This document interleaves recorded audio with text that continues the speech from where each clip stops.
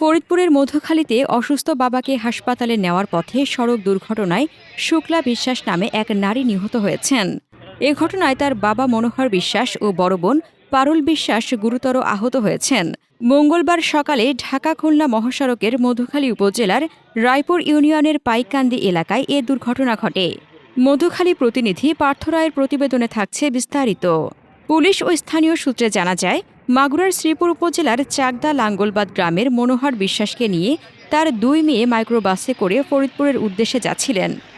এ সময় ঢাকা খুলনা মহাসড়কের পাইককান্দি এলাকায় সিলেট থেকে যশোরগামী টাইলস বোঝাই একটি ট্রাকের ঢাকা মেট্রো ট 1190-11-র সঙ্গে মাগুরাগামী বাসের ঢাকা মেট্রো চ 1983-77 মুখোমুখি সংঘর্ষ ঘটে।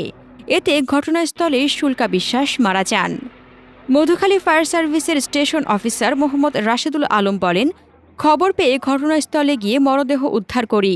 আহতদের উদ্ধার করে মধুখালী উপজেলা স্বাস্থ্য কমপ্লেক্সে ভর্তি করা হয়েছে। নিহতদের মরদেহ হাইওয়ে থানা পুলিশের কাছে হস্তান্তর করা হয়েছে।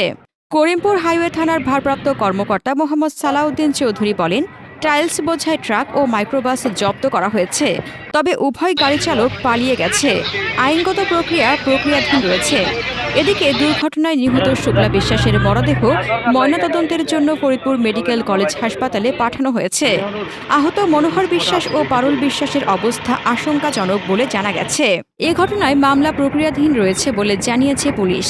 হাসনাতুজ্জাহান হিমু, দৈনিক খোলা চোখ। আপনার স্বপ্নের যাত্রা হোক ফ্লাই ইনফিনিটির সাথে।